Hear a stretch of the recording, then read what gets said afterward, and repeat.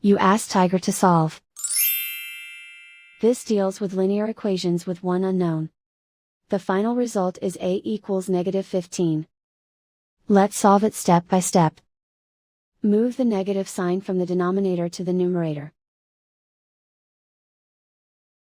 Group all constants on the right side of the equation. Add 6 to both sides. Simplify the arithmetic.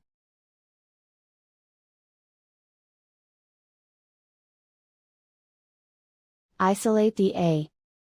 Multiply both sides by 3. Group like terms. Multiply the coefficients. Simplify the arithmetic.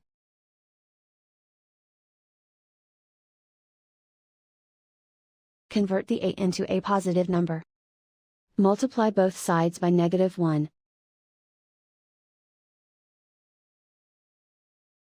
Remove the ones. Simplify the arithmetic. And so the final result is a equals -15.